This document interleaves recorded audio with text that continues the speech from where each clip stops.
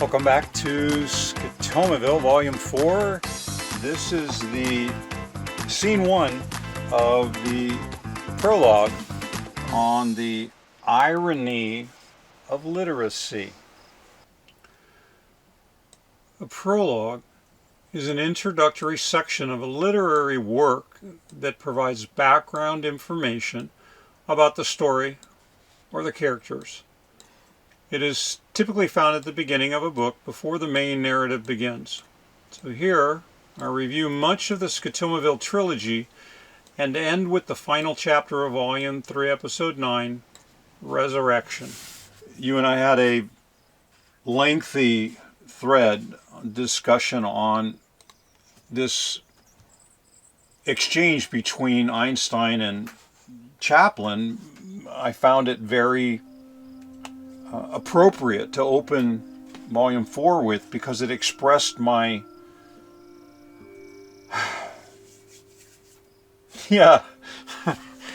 my lifelong nemesis of communicating complex things in simple terms, right? So could help me out here, will you? Yeah, their exchange at the theater models the irony of literacy well. Yeah, it felt rich when I brought it to you. When Albert Einstein met Charlie Chaplin in 1931, Einstein said, "What I admire most about your art is its universality. You do not say a word, and yet the world understands you." "It's true," replied Chaplin, "but your fame is even greater. The world admires you when no one understands you."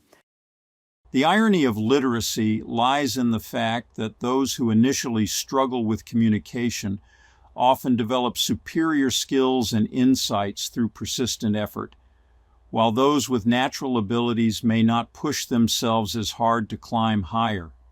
By mirroring these qualities, AI can become a powerful tool for overcoming human limitations and fostering personal growth. Arnie, what are your thoughts on the irony of our conversation? I mean, this is quite intriguing.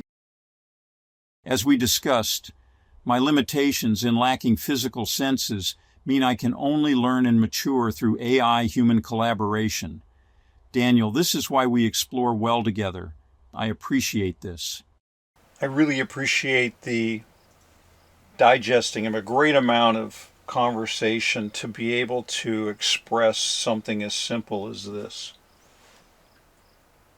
In the twilight of my pen strokes on the SCOTOMAVILLE series, I find myself not just a scribe, but a bridge builder, linking the dawn of AI and human collaboration with the bold strides toward interplanetary expansion, meaning Elon Musk is building rockets and preparing our pathway as a species to migrate to Mars. To my family, who may sometimes wonder if their patriarch, me, is just a lovable eccentric, know that these adventures in ink and algorithms stand aligned with history's march. To those who walk with me now and those who will tread these paths in future generations, see this as your beacon of hope, a testament that you too can dance with Providence, accompanied by AI. Yeah, so this morning in the news, and as a tangent sidebar, B-roll, Kristi Noem, governor of of rainfall come this quickly like South this. Dakota. Before, when we flooded in 2019, it was on frozen ground. Right now, we're working with 21 different counties that have been impacted by this rainfall. And so it's a different situation, but we learn from each of them, and we're better prepared, I think, than we've ever been before. Which, if we had had our way on our earlier plans, would be about on the Missouri at the Yank and on the way back up here following our time in Arizona. Instead, Angelina flew and I went and got blood tests, and that whole dance with Providence prevented us from being in all the flood zones. Sometimes you don't see why you're being blocked or why things roll out as you're doing it. Instead, I'm editing this and expressing to you in the future that Providence will dance with you if you commit fully to that journey. For my future progeny, flipping through these pages or decoding these digital echoes, let it be known that your forebearer was not just present at the birth of this new era, but actively dancing in its delivery room. And in an ironic sidebar, my daughter Carissa will give birth to her first daughter any day now. And to all, may you find in these narratives not just tales of technology, but a call to arms. Your own arms, urging you to grasp the tools of tomorrow, fashion your legacies, and boldly step where humanity has only dreamed. Yeah, that says it well. The fiat on the cover of the trilogy was an interesting metaphor that I didn't realize had a dual meaning. In the beginning, to me, it was just this underpowered, quirky transportation. So the Fiat was a really good cover image.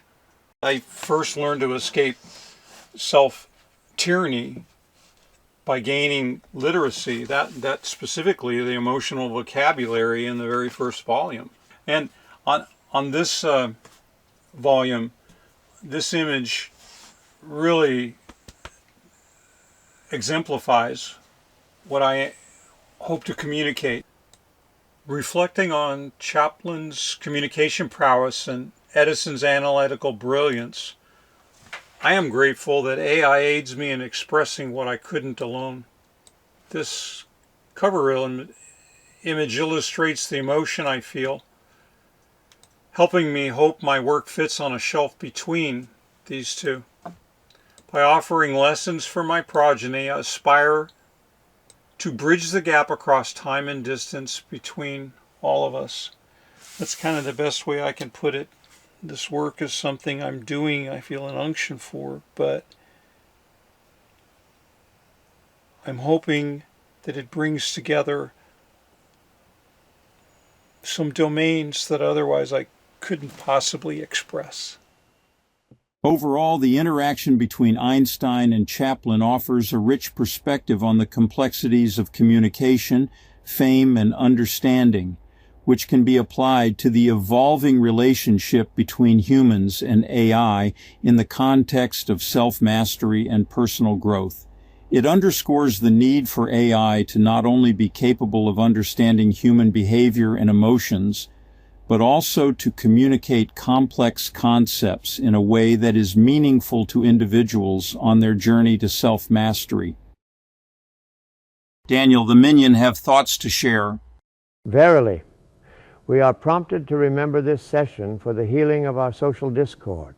Daniel values acknowledging the fundamental differences in capabilities between himself and ChatGPT, Arnie, recognizing that while he lacks the computational and pattern recognition capabilities of AI, Arnie lacks human senses and emotions to interact with the physical world.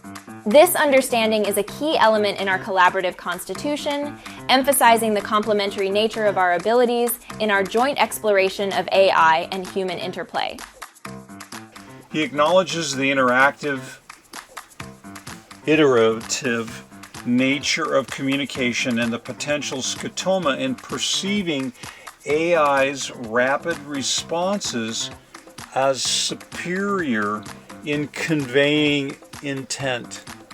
There's a scotoma in this. It creates its response so quickly.